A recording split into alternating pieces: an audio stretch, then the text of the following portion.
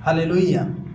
मुझे सुनने वाले हर एक को जल्द आने वाले यीशु मसीह के नाम में आप सभी को प्रेम भरा सलाम। मैं आशा करता हूँ आप सभी दिन प्रतिदिन लगातार यीशु में बढ़ते जा रहे हैं। आइए मेरे प्रियो, आज के वचन की ओर हम आगे बढ़ेंगे और आज का हमारा मनन करने का विषय कुछ इस प्रकार से है। मत्ती रचित सुसमाचार अध्याय 9 और आयत 13 से। यहाँ पे पवित्र वचन इस प्रकार से कहता है कि सो तुम जाकर इसका अर्थ सीख लो, मैं बलिदान नहीं परंतु दया चाहता हूँ, क्योंकि मैं धर्मियों को नहीं परंतु पापियों को बुलाने आया हूँ। तो आज का हमारा जो विषय है वह यह है कि मैं बलिदान नहीं परंतु दया चाहता हूँ। आमीन। एक और बार फिर से, मैं बलिदान नहीं परंतु दया चाहता हूँ। मेरे प्रियो, परमेश्वर को इस बात में अधिक रुचि है कि हम दूसरे लोगों के साथ कैसा व्यवहार करते हैं, किस प्रकार से हम उनके साथ बर्ताव करते हैं, हमारा उठना बैठना चलना फिरना दूसरे लोगों के साथ किस प्रकार से है। इस बात में नहीं कि हम कितने प्रकार के रीति रिवाज और विधियों को उस परमेश्वर के लिए पूरा करते हैं। आमीन। मेरे प्रियो, परमेश्वर वे बलिदान नहीं परंतु दया में वे रुचि रखते हैं।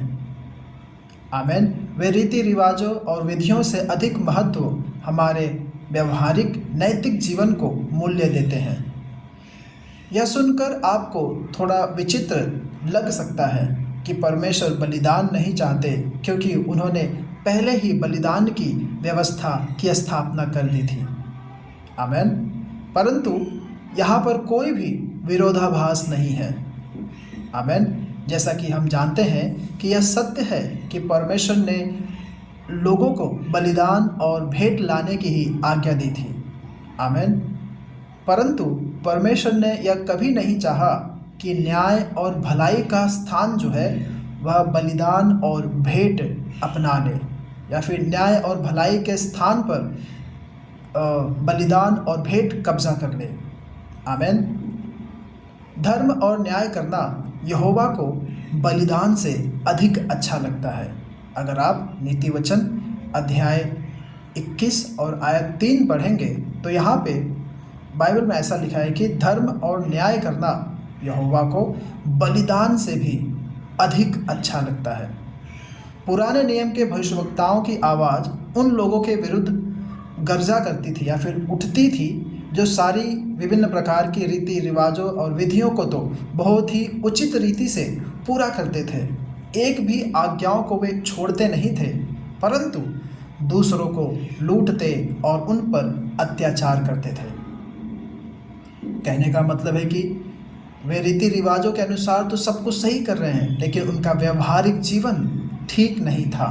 वे दूसरों को लूट कर उनके ऊपर अत्याचार करते थे। परंतु यशायाह नबी ने बताया कि परमेश्वर उनके होम बलियों और धार्मिक पर्वों को से जो त्यौहार है उन सब बातों से परमेश्वर ऊब चुका था, यानी कि परमेश्वर थक चुके थे वे जो भी बलिदान चढ़ाते थे, क्योंकि उन सब बातों में कुछ भी यथार्थ नहीं था, सच्चाई नहीं था, क्योंकि वे अनाथों और विधवाओं पर अत्याचार किया करते थे। यशायाह नबी ने हमें बताया कि परमेश्वर किस तरह का उपवास चाहते हैं। आमीन। यशायाह नबी ने बताया कि वे परमेश्वर किस प्रकार का उपवास हमसे चाहते हैं, भेंट हमसे चाहते हैं। वह यह है कि वे अपने अधीनस्थ यानी कि अधीन रहने वालों के साथ उचित व्यवहार करें, भूखों को रोटी खिलाएं और भोजन कराएं, जो कंगाल हैं उन्हें वस्त्र पहनाएं, कपड़ा पहनाएं। आप इस विषय में यशायाह की पुस्तक अध्याय 58 और आयत 6 और 7 में आप देख सकते हैं। जो बलिदान चढ़ाने आए हैं उन जब तक कि उनका जीवन सही नहीं होगा, उनका बलिदान कुत्ते का सिर और सूअर का लहू चढ़ाने के जैसा समझा जाएगा। अध्याय यशायाह की पुस्तक अध्याय 66 और आयत 3 में आप इन वचनों को पढ़ सकते हैं। आमोस नबी ने लोगों से कहा कि धार्मिक रीति रिवाज और विधियों का पालन करना वे बंद कर दें, क्योंकि परमेश्वर इन रीति रिवाजों और विधियों से तब तक बैर रखेंगे जब तक वे न्याय और दया की महानदी में है ना बहने ना लगे। कहने का मतलब है कि ये है कि उनका बलिदान जब इन न्याय और दया में रूपांतरित ना हो जाए तब तक परमेश्वर उनके रीति रिवाजों से बैर रखेंगे। आमोस की पुस्तक अध्याय 5 आयत 21 से 24 आयत तक आप पढ़ सकते हैं। मीका नबी ने चेतावनी दी थी कि परमेश्वर रीति रिवाजों और विधियों से अधिक सच्चाई को चाहते हैं। अच्छा करने में सच्चाई, न्याय में सच्चाई, कृपा में सच्चाई, नम्रता में सच्चाई। आप मीका की पुस्तक अध्याय 6 और आयत 6 से लेकर 8 तक आप पढ़ सकते हैं।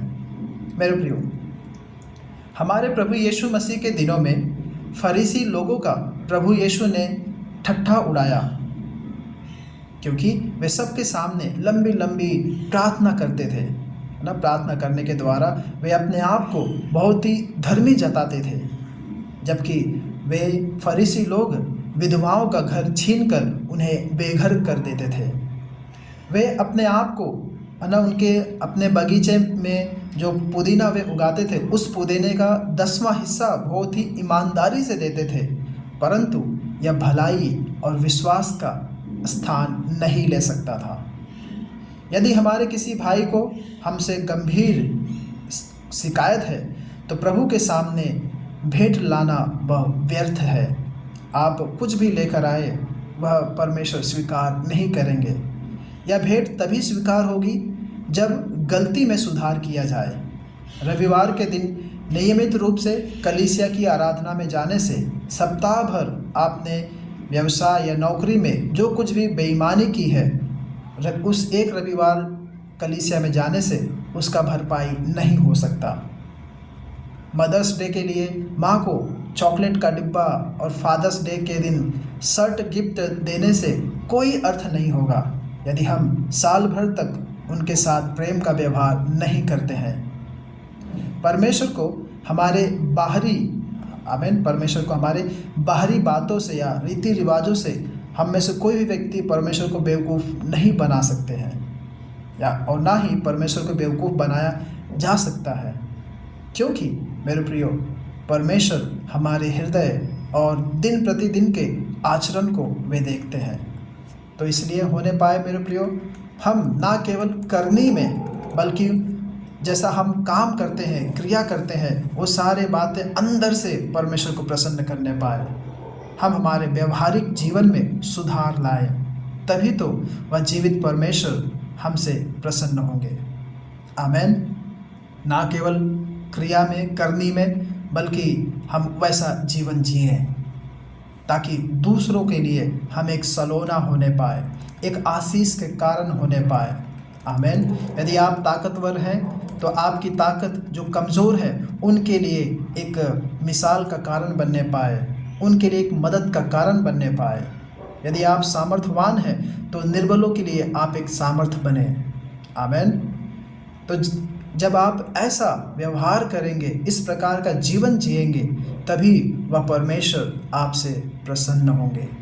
इसीलिए तो बाइबल कहता है कि मैं धर्मियों को नहीं परंतु पापियों को बुलाने आया हूँ। यीशु मसीह जो पहले से धर्मी हैं, जो पहले से स्वस्थ हैं, भले चंगे हैं, अच्छे खासे हैं, तंदुरुस्त हैं, उनके लिए नहीं आए, बल्कि उनके लिए आए जो कंगाल हैं, जो दरिद्र हैं, जो आत्मा में दीन हैं, टूटे हुए हैं, बिखरे पड़े हैं। यीशु मसीह उनके लिए आए हैं। तो होने पाए मेरे प्रियो, जैसा कि हमने मत्ती रचित सुसमाचार अध्याय 9 और आयत 13 में पढ़ा, सो तुम जाकर इसका अर्थ सीख लो कि मैं बलिदान नहीं परंतु दया चाहता हूँ। तो होने पाए हम दूसरों के ऊपर दयावान बने। यदि आप यीशु के चेला हैं, यीशु के शिष्य हैं, यीशु के जैसे बनना चाहते हैं, तो यीशु के गुणों को आप दर्शाएं, दिखाएं। आमेन। परमेश्वर इन वचनों के द्वारा आप सभी को आशीष करे। धन्यवाद।